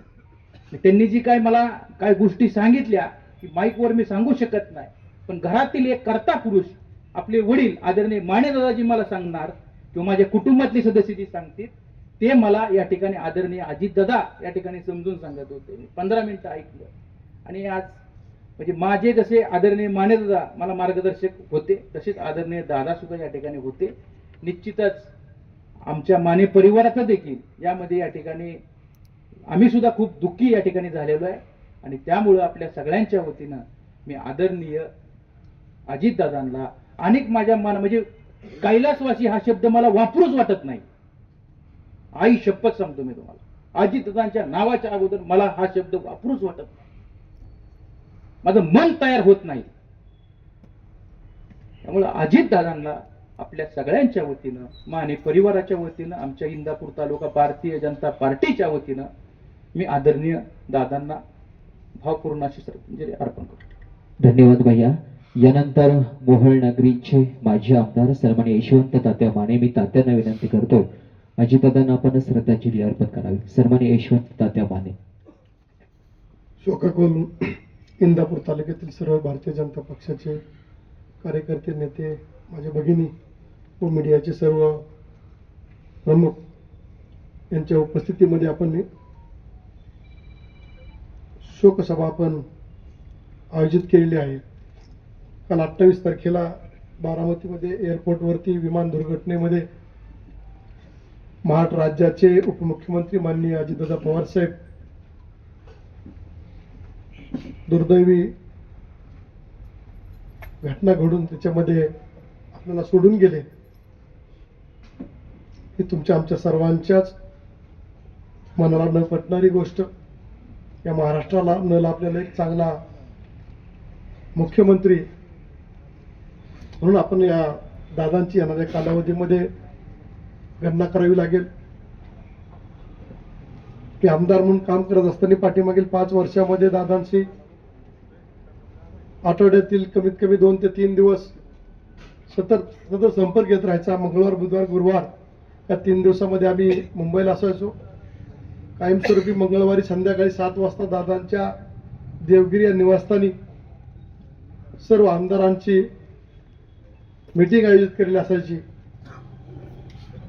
त्याला कारण एक सांगण्याचं असं की जे स्वतःचे जे आमदार आहेत त्या आमदारांना कशा पद्धतीने आपण न्याय देऊ शकतो, कशा पद्धतीने त्यांची कामं केली जातील, हे करण्यासाठी दर मंगळवारी संध्याकाळी 7 वाजता ते 3 तास सर्व आमदारांना 1 to 1 भेटत होते. अडीअडचणी सोडवण्यासाठी प्रयत्न करत होते. माझ्यासारख्या कार्यकर्त्याला इंदापूर तालुक्यामधून नेऊन मोहोळा विधानसभा सदस्य केलं. त्याच्यामध्ये अजितदादांची, पवारसाहेबांची, राजन पाटील मालकांची मला साथ मिळाली. हे करण्यासाठी आपल्या या स्टेजवरील परत गारटकर साहेब यांचंही मोलाचं सहकार्य मिळालं. अजितदादांना मी आयुष्यभर विसरू शकत नाही, कारण माझं नाव यशवंत माने आहे, परंतु दादा नेहमी समोर असेल तरी, फोनवरती असेल तरी, किंवा कुठल्या कार्यक्रमामध्ये तुम्ही यशवंत माने लिहून द्या, यशवंता माने लिहून द्या, परंतु ती यशवंता म्हणणार किंवा यशवंता माने म्हणणार, ही जी त्यांची बोलण्याची पद्धत होती किंवा यशवंता म्हणण्याची, मी माझ्या जीवात जीव आहे तोपर्यंत मी दादांना विसरू शकत नाही. ही एक तुम्हाला सांगण्यासारखी गोष्ट आहे. भरपूर गोष्टी आहेत. दादांनी कुणासाठी काय केलं नाही, सर्व जाती धर्माला बरोबर घेऊन जाण्याचं काम कुणी करत असेल महाराष्ट्रामध्ये करत होतं तर ते माननीय अजितदादा पवार साहेब. पाठीमागील 3 महिन्यामध्ये भारतीय जनता पक्षामध्ये मी प्रवेश केला, तोपर्यंत दादांच्याच बरोबर काम करत होतो. परंतु विरोधकाला सुद्धा विरोधकासारखं कधी वागवलं नाही. किंवा मी आता भारतीय जनता पक्षामध्ये गेल्यानंतर सुद्धा 2 ते 3 वेळा दादांची माझी भेट झाली, परंतु पहिले दादा होते त्याच पद्धतीने माझ्याशी वागणं होतं, बोलणं होतं, व्यवहार होते बोलण्याचे. असे दादा आपल्याला काल सोडून गेलेले. वयाचे 66 वर्ष 6 महिने आणि 6 दिवस आकाश कांबळेंनी आपल्याला सांगितलं, आणि ते 6 वेळा उपमुख्यमंत्री म्हणून काम केलेले त्यांनी. एक 6चा आकडा त्यांच्या गाडीची बेरीज सुद्धा 6ची अंकाची बेरीज सुद्धा त्यांची भैया सांगतात त्यामध्ये 6 येते. म्हणजे 6 जो आकडा आहे त्यांच्या दृष्टीने काल हा काळा दिवस आपण समजलं तर काही हरकत नाही. कारण का हे दादा फक्त काटेवाडीचे, बारामतीचे किंवा पुणे जिल्ह्याचे नसून ते पूर्ण महाराष्ट्राचे दादा होते. कारण मुख्यमंत्री देवेंद्र फडणवीस साहेब असू द्या, एकनाथ शिंदे साहेब असू द्या, की तुम्ही आम्ही सर्व या व्यक्तीला दादा म्हणूनच संबोधलं जायचं. आणि विरोधात जरी दादा बसले होते, मी तुम्हाला एक छोटीशी घटना सांगतो. महाविकास आघाडीमध्ये 2.5 वर्ष काम करत असताना दादांबरोबर काम करतो त्याच वेळेस देवेंद्र फडणवीस साहेबांबरोबर सुद्धा आमचा विरोधक म्हणून सुद्धा संपर्क होता. परंतु आमची 1-2 आमदारांची कामं होती जी त्या 2.5 वर्षाच्या कालावधीमध्ये झाली नव्हती. आम्ही दादांकडे गेलो, मग दादा ही कामं करावं लागतील. दादा म्हणले आपण विरोधी पक्षात आहोत, परंतु ती दिलेली कामं बरोबर 7 दिवसानंतर पुढच्या मंगळवारी दादांनी कामं करून दिले. ते GR दिले आणि ते एवढंच म्हटले, अरे तुमची कामं आपण 2.5 वर्षात करू शकलो नाही, परंतु मी देवेंद्रजी फडणवीस साहेबांकडून मी तुम्हाला 7 दिवसात करून दिलं. अशा पद्धतीच्या देवेंद्र फडणवीस साहेबांचं त्यांचं संबंध होते. कारण आम्हाला 2019च्या सकाळच्या शपथविधीच्या अगोदरच्या दिवशीच काही गोष्टी चर्चिल्या होत्या. त्या चर्चेमध्ये सुद्धा यशवंत माने तुमच्यासारखे कार्यकर्त्याला बोलणं करून दादा शपथविधीला गेले होते. त्यामुळे आमची सुद्धा त्या ठिकाणी ती बरोबर आदल्या दिवशी 12 वाजता गणेश झगडेंच्या घरी मी होतो. आता दादांचा फोन आला किंवा दिल्लीमध्ये अशी अशी घटना घडलेली आहे आणि जर आपल्याला भाजप बरोबर जायचं तुझी सहमती का आहे का नाही. मी म्हटलं दादा तुम्ही कुठेही जावा, कोणाकडे जावा, आम्ही तुमच्या बरोबर आहे. म्हणजे सर्वसामान्य कार्यकर्त्याला किंवा आमदाराला विचारून किंवा विश्वासात घेऊन काम करणारे नेतृत्व म्हणजे अजितदादा पवार साहेब होतं. दादांना आपण कधीही विसरू शकत नाही. येणाऱ्या कालावधीमध्ये तुम्हाला सांगतो, राजकारण आल्यानंतर दादा हे नाव विसरणार नाही. त्याच पद्धतीने बारामतीत गेल्यानंतर जो झालेला विकास आहे तो विकास अशाच पद्धतीने पुढं न्यायला पाहिजे. हे पुढील नेत्यांची जबाबदारी आहे. परंतु ज्यावेळेस तुम्ही बारामतीमधील रस्त्यावर फिरत असताना तुम्हाला लक्षात येते, बारामतीचे रस्ते असतील, त्या ठिकाणची वनराई असेल, झाडे असतील, फुलाची झाडे असतील किंवा मुलांसाठी केलेल्या सोयीसुविधामध्ये तुम्हाला सांगतो, बालवाडीपासून ते पूर्ण मुलांचं शिक्षण होईपर्यंत मेडिकल कॉलेज असेल, लॉ कॉलेज असेल, इंजिनिअरिंग असेल, सर्व सोयी सुविधा आपल्या पुण्याला न जाता बारामतीमध्ये कशा उपलब्ध करून देता येतील या पद्धतीने सर्वांच्या तेव्हा असताना कॉमर्सचे विद्यार्थी, परंतु एवढं नॉलेज होतं, तंत्रज्ञान असेल किंवा मेडिकल असेल, या सर्व विभागामध्ये चांगल्या प्रकारचा अनुभव असलेली व्यक्ती, कुठल्याही पद्धतीने कुठेही जाऊ द्या, त्याच्यामध्ये त्रुटी असेल तर त्रुटी काढणारे, त्रुटी नसेल तर शाबासकी देणारे असे नेतृत्व आपल्याला सोडून गेलेले. असे या नेत्याला दुर्घटनेमध्ये गेलेले, यांच्या आत्म्याची शांती मिळो आपण भारतीय जनता पक्षाच्या वतीने ईश्वरचरणी प्रार्थना करूया. एवढीच मी आपल्या सर्वांना विनंती. धन्यवाद. यानंतर सोनाई उद्योग समूहाचे सर्वेसर्वा सन्माननीय दशरथदादा पाने. मी यानंतर भारतीय जनता पक्षाचे ज्येष्ठ नेते प्रदीपदादा गारटकर. मी दादांना विनंती करतो, अजितदादांच्या आठवणींना उजाळा देऊन आपण दादांना श्रद्धांजली अर्पण करायची आहे. सन्माननीय प्रदीपदादा गारटकर. उपस्थित सर्व शोकाकुल बंधू भगिनींनो, कालचा दिवस महाराष्ट्र राज्याच्या दृष्टीनं आणि तुम्हाला आम्हा सर्वांच्या दृष्टीनं एक काळाकुट्ट दिवस ठरला. सकाळीच 9:30-9च्या दरम्यान बातमी सर्वत्र पसरली आणि ही गोष्ट खरी नाही असं प्रत्येकालाच वाटायला लागलं. प्रत्येक जण चौकशी करू लागला आणि दुर्दैवानं 9:30 पासून दूरचित्रवाणीवरती ती बातमी खरी असल्याचं चित्र पाहायला मिळालं आणि अख्खा महाराष्ट्र सुन्न झाला. ज्यांचा कुठल्याच राजकारणाशी संबंध नाही, ज्यांना कधीही राजकीय पक्षाशी कुठल्याही कामाशी घेणं देणं नाही, अशी सुद्धा सर्व माणसं ही अत्यंत दुःखात बुडाली. असंख्य लोक अशी राजकारणापासून दूर असलेली धायमुखून रडली. ही का कुणास ठाऊक ज्यांनी आयुष्यभर मतदान करत असताना अजितदादांना विरोध केला, त्यांनी घेतलेल्या पक्षाच्या भूमिकेलाही विरोध केला. परंतु दादाचं असं आकस्मिक निधन झाल्यानंतर आणि ज्या पद्धतीनं निधन झाल्यानंतर सर्वच लोक, जे विरोधक सुद्धा अत्यंत व्याकुळ झालेले पाहायला मिळाले. 1984 साली मला आठवतं की इंदिरा गांधींची हत्या झाली होती. त्यावेळेला जसा जनसागर दुःखात बुडाला होता, त्याच पद्धतीचं चित्र हे काल आज या ठिकाणी आपण सर्वांना महाराष्ट्रातल्या तमाम गावखेड्यापासून शहरापर्यंत सर्व लोकांना अनुभवायला मिळाला. विमानाची दुर्घटना होत असताना दादांचं जे असलेलं वक्तशीरपणा, की सकाळी लवकर उठून त्यांना ती जी वेळ दिली होती ती वेळ पाळायची. ती विमान विजिबिलिटी नव्हती, म्हणजे नीट धावपट्टी दिसत नव्हती, तर विमानात बिघाड होता हे नंतरच्या काही काळात कळेल. पण मला असं वाटतं की मी त्यांना 20 वर्ष जवळून पाहिलं. त्या माणसाचं एक वैशिष्ट्य होतं, दिलेली वेळ पाळणं.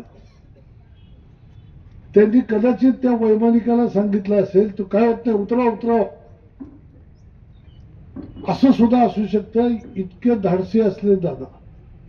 या अनेक प्रसंगात आम्ही बघितलं, कुठल्याही कार्यक्रमातून जाताना कच्चा रस्ता आहे, गाडी जात नाही, ते ड्रायव्हरनी गाडी जरा थांबवायची, स्लो करायची.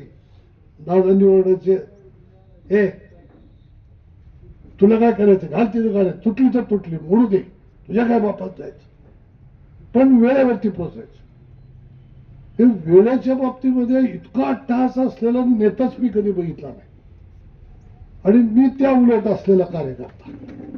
वेळ मला कधी पाळता येत नसायची आणि कायम माझी त्यांची या विषयावरती म्हणजे टिंगल टवळकीनं बोलायची, पण मलाही त्या ठिकाणी ते बोलायचे. तर असं असंख्य अनेक प्रसंग मला आठवतात. जे भवाननगर कारखान्याच्या इलेक्शनमध्ये त्यावेळेला काही लोकांना दादांच्या सोबत जोडून देण्याचा विषय होता. मला इंदापूरमध्ये तिथं पोहोचताना 1.5-2 तास उशीर झाला. दादा बरोबर 1.5 तास आधी त्या वेळेला येऊन बसले होते. गेल्यानंतर आधी 5-10 मिनिटं त्यांनी आधी मला सुनावलं आणि मग विषयाकडे लक्ष घातलं. असे खूप काही प्रसंग मला इथं खूप सांगता येतील, पण वेळेच्या बाबतीत पक्का असलेलं मनुष्य काल म्हणजे वेळेच्या म्हणजे त्यांनी जी वेळ पाळली म्हणतात, तर काळ आला होता. तर ती म्हणतात ना, ते काळ शेवटी कुणासाठी थांबत नाही. प्रत्येकाचे दिवस 3 दिवसापूर्वीच्या त्यांचा एक व्हिडिओ फिरतोय की त्यात त्यांनी जाहीर भाषणात सांगितलंय की नेत्याच्या बोलावण्याला आलं तर ते त्यावेळेला प्रत्येकाला जावंच लागतंय. हे त्यांचं बोलणं त्यांच्या 3 दिवसामध्ये खरं झालं. एक प्रकारचं दुर्दैव म्हणावं लागेल. दादांचा कार्यकाळ मी जवळून पाहिला. मी 1980 सालापासून सार्वजनिक जीवनामध्ये काम करत असताना मला आजही आठवतंय 84चे इंदिरा गांधींच्या हत्येनंतरची आलेली लोकसभेची निवडणूक. या निवडणुकीत दादांनी या इंदापूर तालुक्यामध्ये, दौंड तालुक्यामध्ये बारामतीच्या बाहेर येऊन प्रचाराला सुरुवात केली होती. त्या काळात दादांना बोलायला सुद्धा दादा घाबरायचे, इतकं त्या लहान वयामध्ये म्हणजे त्या तरुण वयामध्ये दादांनी कामाला सुरुवात केली होती. आणि दादा असे प्रत्येक गावागावामध्ये भाषण करायला त्यावेळेला त्यांनी सुरुवात केली. आणि पाहत पाहत आत्ताचे दादा हे इथपासून तिथपर्यंतचा सगळा प्रवास हा समोर आहे. एकही मुद्दा सुटायचा नाही. तिथं गेल्यानंतर जे पण कागद येतील, जे पण त्याच्यावरती प्रश्न असतील, ते सगळे बरोबर कागदाला कागद लावणं. आणि तुम्ही बघितलं असेल अनेक वेळेला तो कागद लावताना सुद्धा असा काही लावायचा की इकडं तिकडं एक म्हणजे केसभर सुद्धा कागद इकडं तिकडं दिसणार नाही. असा कागदाला कागद बरोबर ते लावून ते प्रत्येक असलेल्या कागदाला उत्तर देणं हे त्यांचं एक वैशिष्ट्य होतं. त्यामुळं कुठलाही मुद्दा त्यांचा कधी सुटत नसायचा. लोकांना बोलता बोलता चिमटे काढणं त्यातही ते वाकबगार होते. विनोद पण चांगल्या पद्धतीनं करायचे आणि रोखठोक बोलायचे. मी जेव्हा सोलापूर जिल्ह्याचा निरीक्षक म्हणून मला जबाबदारी होती त्यावेळेला मला आठवतं मी रोखठोक दादा म्हणून त्यांचा एक कार्यक्रम घेतला होता. त्या सोलापूर जिल्ह्यातले सगळे इंडस्ट्रियलिस्ट, ते सगळे मोठे संपादक, मोठे व्यापारी असे सगळे लोक बोलवले होते. त्या कार्यक्रमामध्ये दादांनी 2.5-3 तास अशा पद्धतीनं सगळी उत्तरं दिली होती की सगळे जण अचंबित झाले. एक काटेवाडी गावातला असा एक सामान्य असलेला कार्यकर्ता, तो कार्यकर्ता तिथपासून सुरू केल्यानंतर गेल्या 20-25 वर्षाच्या काळामध्ये विविध पदं या राज्यामध्ये भूषवत असताना प्रॅक्टिकली जेव्हा अनुभव घेतलेला आहे, वाचन वगैरे करण्यापेक्षा दादांना माणसं वाचण्याचा भयंकर छंद होता. चेहरे ओळखायचे, त्याच्या मनात काय ते बघायचं, त्याच्यावरनं बोलायचं. पुस्तकं वाचायला त्यांना कधी वेळच मिळाला नाही अशी परिस्थिती. त्यामुळे ते माणसं वाचत राहिले. त्यांनी महाराष्ट्र फिरता फिरता वाचला आणि महाराष्ट्राच्या कानाकोपऱ्यात कुठं काय कमी आहे, कुठं जास्त आहे, काय पाहिजे, काय नको आहे, शहरी प्रश्न काय, ग्रामीण प्रश्न काय, सहकार काय, सहकार्यातल्या अडचणी काय, असं एक क्षेत्र नाही. क्रीडा क्षेत्र सोडा, कुठलंही क्षेत्र धरा, प्रत्येक क्षेत्र, सांस्कृतिक चळवळीला देखील पाठिंबा आहे. मी पाहिलेलं आपल्याला पुणे जिल्ह्याचे पालकमंत्री ते असल्या कारणानं या पुणे जिल्ह्याची तर डेव्हलपमेंट प्रचंडच झाली. महाराष्ट्राच्या राजकारणामध्ये जर आपण पाहिलं, नैसर्गिकदृष्ट्या पुणे जिल्ह्याला एक निसर्गाचं वरदान लाभलं. सह्याद्री वरच्या बाजूला तिथं पडलेला पाऊस, तिथली धरणं आणि तिथून कॅनलनं पाणी, हा संपूर्ण पुणे जिल्हा हा सुजलाम सुफलाम करण्याजोगं जे परिस्थिती, ही परिस्थिती जरी निसर्गाचं वरदान असलं तरी तुम्ही या 20-25 वर्षात आठवा, दादांनी जे काही मंत्रालयात बसून विविध खाती सांभाळताना प्रचंड प्रमाणात पैसा या जिल्ह्यामध्ये आणला, विविध तालुक्यामध्ये आणला आणि त्या माध्यमातून एक फार मोठी प्रगती पुणे जिल्ह्याची केली. या देशामध्ये फिरत असताना तुम्हाला पाहता येतं की आपल्या जिल्ह्यातून आपण जेव्हा जातो आणि इतर जिल्ह्यातून जेव्हा आपण जातो तर ते सहजच कुठल्याही माणसाच्या लक्षात येईल या जिल्ह्याची डेव्हलपमेंट ही प्रचंड मोठी झालेली आपल्याला पाहायला मिळते. त्यांच्या कार्यकर्तृत्वानं दादा झाले. मी साहेबांचा पुतण्या म्हणून मी दादा असं जर म्हणलं तर कुणीच मानलं नसतं. पण साहेबांचं मार्गदर्शन, साहेबांनी दिलेली संधी, पण घेतलेल्या संधीचं सोनं कसं करायचं ते बारामती शहरापासून ते अख्ख्या महाराष्ट्रात कुठेही गेलं तर तुम्हाला ते अनुभवायला मिळतं. इतकं सुंदर पद्धतीचं काम, एक विजन होतं. जिथं जाईल तिथं इथं काय असलं पाहिजे, इथं काय नसलं पाहिजे, कुठं धरणं होतील, कुठं पाणी अडवता येईल, कुठं काय विकास करता येईल. झाडांचं वनराईचं तर प्रचंड आवड. जिथं जाईल तिथं झाडं लावा. झाडांच्यासाठी त्या निसर्गासाठी इतके धडपड. बारामतीतून असं अनेक वेळा गाडीतून जाताना एखादं झाड जळलंय, लगेच फोन संबंधित अधिकाऱ्याला, हे या दुकानाच्या समोरचं ते झाड आहे डिवायडर मध्ये ते जळलंय, मी परत असतात ते निघून तिथं दुसरं झाड लावलेलं मला दिसलं पाहिजे, नाही तर माझ्याशी गाठ आहे. एकदा मंत्रालयामध्ये बसलो होतो आणि ते बारामतीचं सीओ त्यांना काही काम घेऊन आले होते. असंच कुठलं तरी काम झालेलं नव्हतं, त्यांच्या ते डोक्यात होतं. त्या सीओला जे झाड झाडला, तू काम आता काही सांगू नको, त्याआधी माझं काम करून ये आणि मग परत ते मला सांगायला, अक्षरशः बाहेर काढलं. या कामामध्ये आणि कठोरपणा काय असावा याचं तर उदाहरण तुम्हाला सांगितलं तर खरं वाटणार नाही. पवार साहेबांच्या मंडळी काकी हे त्यांच्या कुटुंबामध्ये त्यांचं एक फार वेगळं महत्व आहे. ते सगळ्याचं सगळं कुटुंब काकींपाशी थांबतं. दादा काकींचे भयंकर आवडते आणि काकींवरती त्यांचं प्रेम, काकींचंही त्याच्यावरती दादावरती खूप प्रेम. देवगिरी बंगल्यात एकदा बसलो होतो. काकींनी एकदा फोन त्याला केला होता. त्यांची लहानपणीपासूनची मैत्रीण, तिचा असलेला मुलगा एक्सपायर झाला होता आणि तो नाशिक महानगरपालिकेमध्ये मोठा कॉन्ट्रॅक्टर होता. तिथं त्याचं काही मोठं बिल त्या ठिकाणी काढायचं राहिलं होतं, ते निघत नव्हतं. हे काम काकींनी त्याला नुसतं फोनवरती सांगितलं होतं. दादानी सगळी माहिती त्या नाशिकच्या कमिशनरकडनं घेऊन ठेवली होती.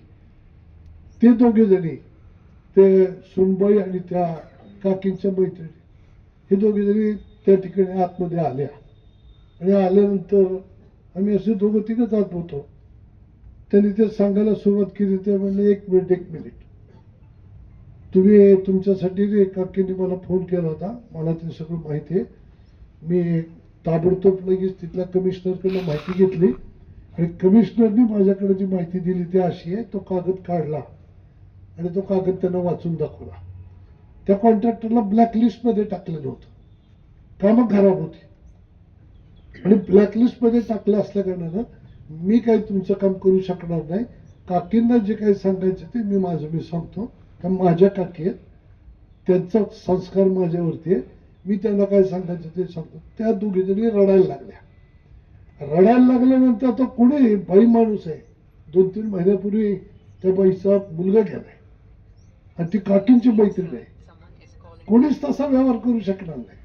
दादानी बेल लागली, शिपायाला बोलून, हे यांना बाहेर घेऊन जा, त्यांना चहा पाणी कर आणि घरी पाठवून. त्या बाईंना सांगितलं, किती रडला खडला तरी माझ्याकडनं तुमचं काम होणार नाही.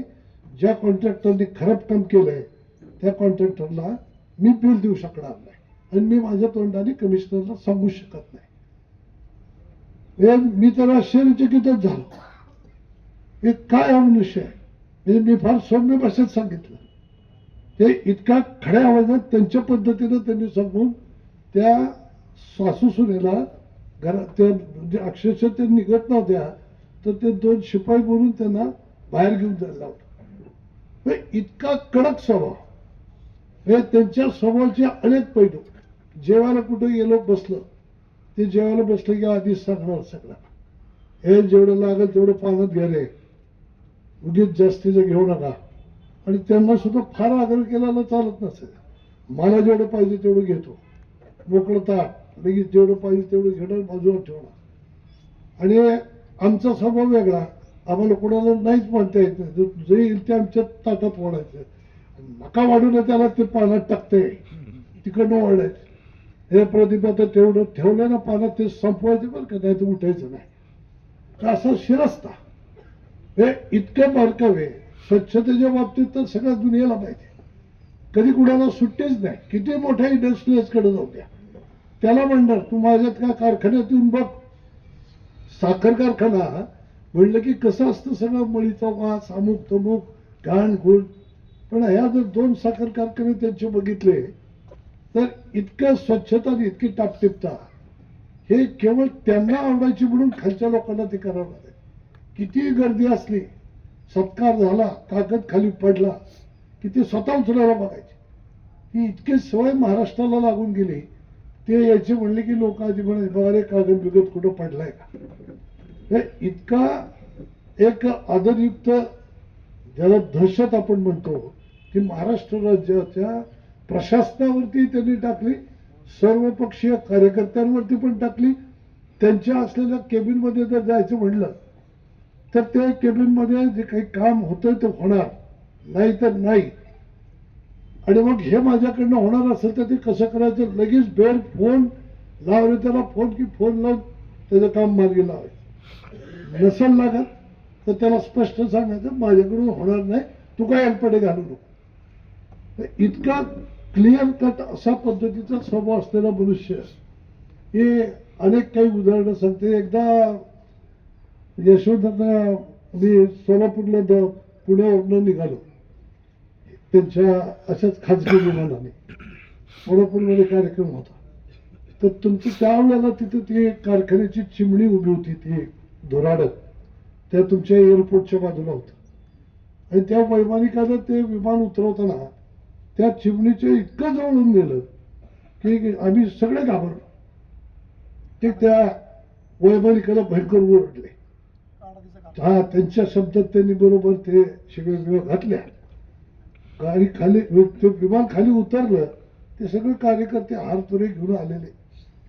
जे त्या कार्यकर्त्यांना सुरुवात केली बोलायला, त्याला म्हणलं काय आमच्याला काय हार म्हणजे आमच्या मड्यावर घालायला आणायचं होतं का. ही काय पद्धत आहे. एक आंदोलन करतंय काढा म्हणून, एक आंदोलन करतंय ती चिमणी काढू नका म्हणून. या असल्या तुमच्या फालतू वागण्यामुळे इथे सोलापूरला यायचं अवघड आहे. त्यांना असं काय फायल्यावरती घेतलं की त्यातला एकही कार्यकर्ता पुढं काय आला नाही.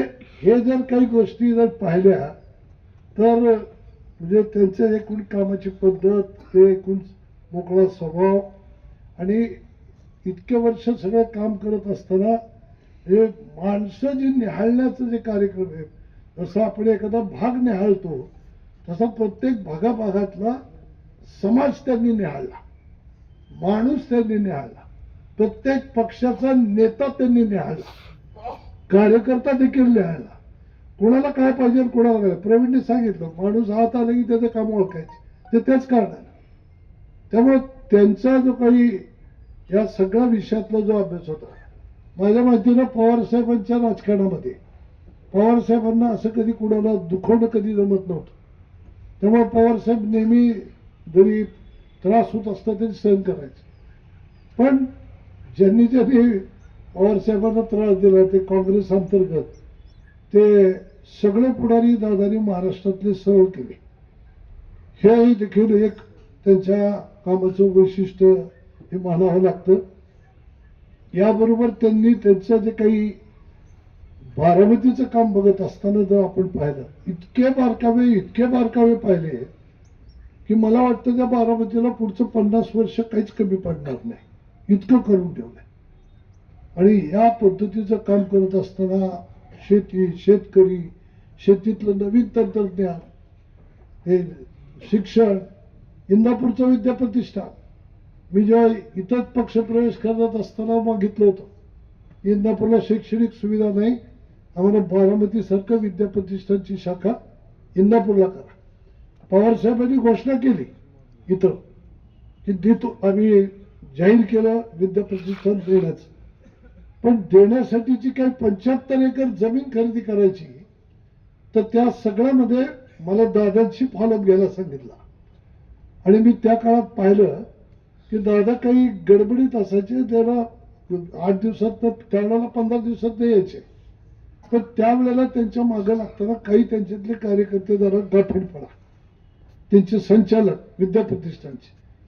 ते एकदा त्यांनी ज्या पद्धतीनं इथं आली, त्या जे मीटिंग घेतली ते एकाच दिवशी, चला उद्या सकाळी खरेदी खतं झाली पाहिजे, दुसऱ्या दिवशी सगळे पैसे आणि खरेदी खत 75 एकर क्षेत्र तिथं घेऊन विद्याप्रतिष्ठानचं शैक्षणिक संकुल उभं करण्यामध्ये आणि या इंदापूर तालुक्याची शैक्षणिक सुविधा करण्यामध्ये त्यांचं आपल्याला एक फार मोठं योगदान या ठिकाणी आलं.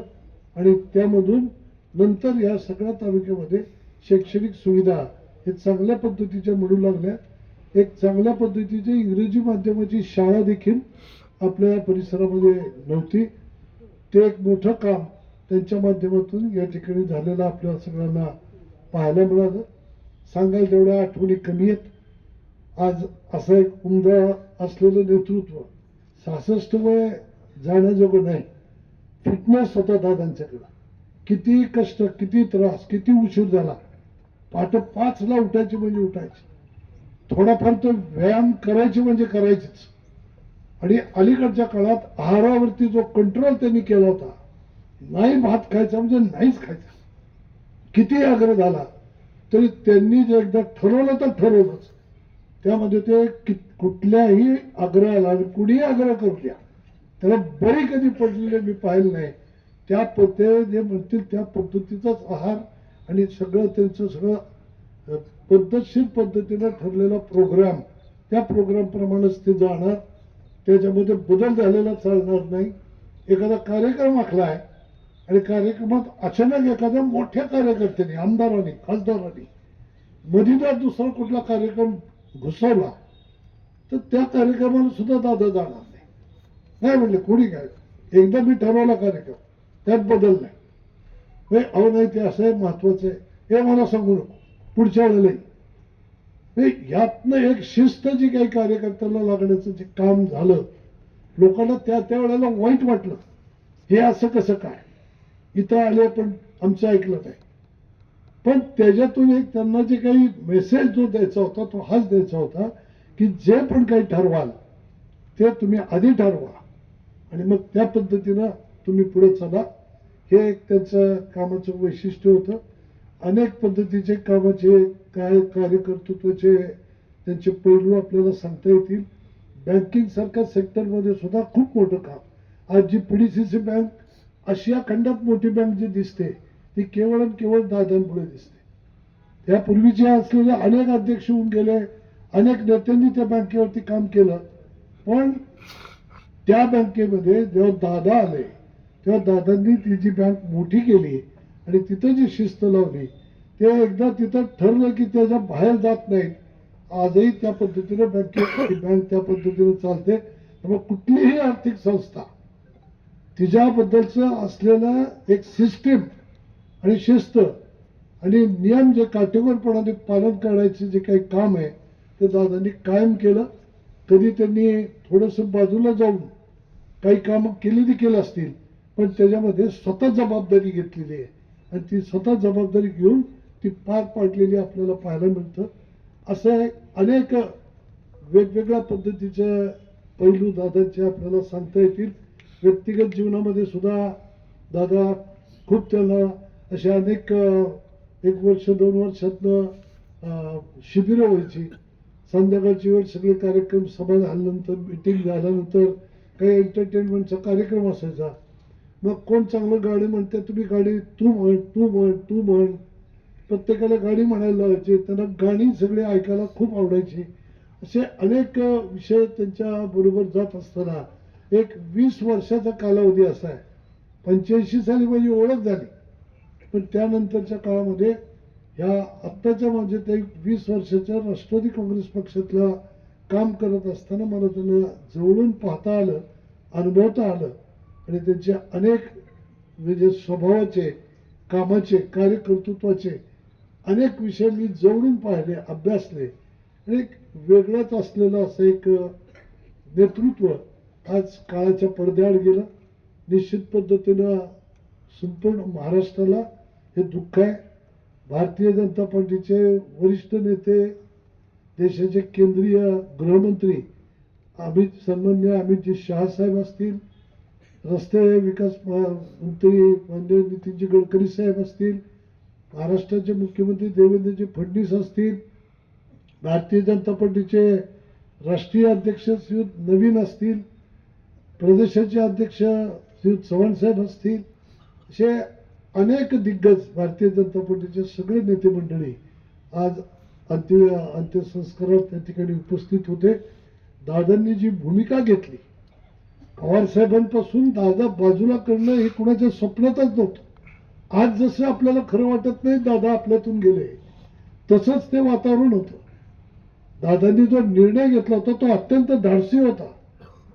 आणि त्यावेळेला मला आठवतं की त्यांना असं, मी तसा पवार साहेबांचा जवळचा कार्यकर्ता, पण दादांनी त्यावेळेला मला निरोप पाठवला आणि म्हटलं तुम्हाला भेटायला ये. तर भेटायला त्यावेळेला गेल्यानंतर म्हणले मी हा जो निर्णय घेतोय तो मी प्रॅक्टिकली विचार करून घेतोय, भावनिक विचार करून घेत नाही. तुला जसं वाईट वाटतंय की पवार साहेबांना सोडताना तुला जसं वाईट वाटतंय तसं ते तर माझे चुलते आहेत, त्यांनी तर मला घडवलंय, पण त्यांना म्हणजे सोडताना मला सुद्धा वाईट वाटतंय. पण शेवटी आपला जो काही कार्यकाळ आहे, आपल्या कार्यकाळामध्ये महाराष्ट्राचे प्रश्न सुटले पाहिजे, आपल्या भागाचे प्रश्न सुटले पाहिजे, समाजाचा विकास झाला पाहिजे. आणि आज वरती केंद्रामध्ये भारतीय जनता पार्टीचं भक्कम सरकार आहे, राज्यामध्ये भक्कम सरकार येत आहे. पहिले दिवस पवार साहेबांनी जे बघितले केले, त्यांच्याबरोबरचे सवंगडी त्यामध्ये त्यांना सहकार्य करत होते, त्यामुळे ते राज्यात देशात बरंच काही बदल करू शकत होते. ती वेळ, ती परिस्थिती आता राहिलेली नाही. आता प्रदीप, जर आपल्याला आपल्या पिढीतल्या लोकांना जर काही न्याय द्यायचा असेल तर साहेबांना जरी वाईट वाटलं तरी वाटू दे, पण हा निर्णय घेणं हे आपल्याला क्रमप्राप्त आहे. ही भूमिका त्यांनी त्यावेळेला मला सांगितली आणि साहेबांच्या पासून फरकत घेत मी देखील अजितदादांच्या बरोबर त्या ठिकाणी त्यांच्या बरोबर जाण्याचा निर्णय घेतला. त्यामध्ये त्यांच्या माध्यमातून जे काही कामं करत असताना पुढं सगळ्या गोष्टी ज्या घडल्या, तो एक वेगळा इतिहास या तालुक्याच्या बाबतीमध्ये वेगळा घडला, ते आपल्याला सगळ्यांना तो माहिती आहे. पण या सगळ्या ह्याच्यामध्ये अजितदादांपासून जेव्हा मी फारकत घेतली त्यावेळेला सुद्धा त्यांना मी स्पष्ट सांगितलं होतं. शेवटची माझी मीटिंग अशी होती की दादा, हे जर तुम्ही केवळ आणि केवळ कार्यकर्त्यावरती अन्याय होत असताना, मी तुम्हाला संघटनेवरती अन्याय होतोय हे सांगत असताना, एका व्यक्तीच्या असलेल्या आग्रह खातीर जर तुम्ही संघटना जर मिठीला धरत असाल तर मला संघटनेत काम करणाऱ्या कार्यकर्त्याला मला हे पटत नाही, मी काही परत येणार नाही. हे स्पष्ट त्यांच्याचकडनं मी शिकलो असताना मी देखील त्यांना त्या पद्धतीने सांगितलं होतं. नंतर ते खूप त्यांनी मला प्रयत्न केला, तू विचार कर, हे बरोबर नाही, तुला अमुक पद देतो, ही निवडणूक संपली की चांगली चांगली महामंडळ मला द्यायची, हे करायचंय ते करायचंय, पण मला आता काहीच नको आहे. ही भूमिका घेऊन त्यांच्यापासून ती जी फारकत घेतली ही सुद्धा दुःखद अंतःकरणातूनच घेतली. परंतु भारतीय जनता पार्टीच्या माध्यमातून दादांच्या बरोबर जे काही आता येणाऱ्या काही काळामध्ये दादांच्या बरोबर आपल्याला काम करताच येणार होतं आणि त्याबरोबर हे काम करत असताना काल जे काळानं जी दादांवरती झडप घातली आणि आपल्यापासून जे दादांना हिरावून नेलं, तो एक अत्यंत दुःखद असा प्रसंग सगळ्या महाराष्ट्रात हळहळ निर्माण करून गेला.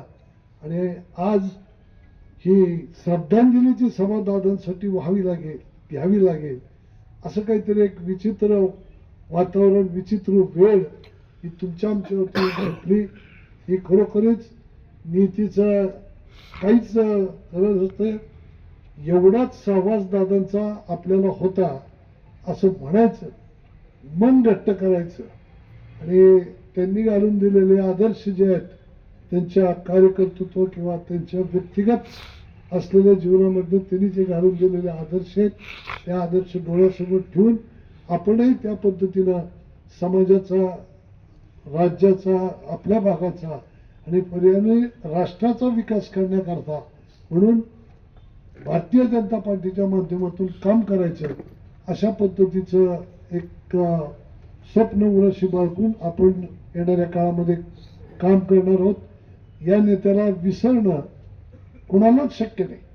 पवार कुटुंब तर विसरू शकत नाही, पण इतरही कोणी विसरू शकणार नाही. तर ह्या सगळ्या ह्याच्यामध्ये मला खूप काही बोलायचं, पण आता तो वेळ पण नाही. पण याच्यामध्ये मला असं वाटतं की आपण दादांचं स्मरण जरूर करूयात, पण दादांच्या स्वप्नातलं महाराष्ट्र उभं करत असताना भारतीय जनता पार्टीच्या माध्यमातून दादांच्या स्वप्नातलं महाराष्ट्र आणि समाज घडवण्याचं काम आपण अविरतपणे करत राहिलो तर हीच खऱ्या अर्थानं दादांना श्रद्धांजली ठरेल असं मला वाटतं. गारटकर कुटुंबियाच्या वतीनं, व्यक्तिगत माझ्या वतीनं आणि भारतीय जनता पार्टीच्या वतीनं मी अजितदादांच्या पवित्र अशा स्मृतीस विनम्र अभिवादन करतो. ईश्वर मृतात्म्यास चिरशांती देव, सद्गती देव अशी ईश्वरचरणी प्रार्थना करतो आणि या ठिकाणी आपल्या सर्वांच्या वतीनं विनम्र अशी श्रद्धांजली अर्पित करून मी माझे 2 शब्द संपवतो. जय हिंद, जय महाराष्ट्र. धन्यवाद दादा, मनापासून धन्यवाद. यानंतर सोना उद्योग समूहाचे सर्व सन्मानित दशरथ दादा माने हे दादांना विनंती करतो आपण श्रद्धांजली अर्पण कराल. शुकाकुल बंधू आणि भगिनी, सर्वांनी दादांच्या विषयी कृतज्ञता व्यक्त केली. सर्वच अनुभव अतिशय दुःखात सांगितले. आदरणीय गारटकर दादांनी तर पूर्ण जवळपास सगळ्या आठवणी या ठिकाणी दादांच्या बद्दल सांगितल्या. दादा एक महाराष्ट्राचा खरं तर विकासाचं दैवत होतं आणि दादाने अनेक कार्यकर्ते घडवले, समाज घडवला, महाराष्ट्र घडवला, विकासाचा महाराष्ट्र घडवला. दादाला या महाराष्ट्र कधीही विसरू शकत नाही एवढंच मी सांगतो. मी फक्त 2च अनुभव सांगतो माझ्याबद्दलचे. ज्यावेळेला सोनाई गुळ कारखान्याच्या विषयावर आंदोलन केलं, गारटकर दादा माझ्या बरोबर होते. या तालुक्यातल्या तमाम गोरगरीब जनता माझ्या बरोबर होते. जवळपास 8-10 हजार लोक उपोषणाला, जवळपास 2000 लोक उपोषणाला बसले होते आणि 6-7 हजार लोकांचा मोर्चा या ठिकाणी निघाला होता. आणि हे सगळं दादाला समजल्यानंतर दादाने सांगितलं की आता आपल्याला या कारखान्याला परवानगी दिल्याशिवाय विलाज नाही, गुळ कारखान्याच्या बाबतीतला विषय आहे. आणि दादा अजून एक काहीतरी काम होतं म्हणून साहेबांकडे गेले होते. साहेब कृषी मंत्री होते आणि मला एअरपोर्टवर गेल्यावर दिल्लीतून उतरल्यानंतर मला फोन केला की कुठे आहे. म्हणलं मी इंदापूरला आहे.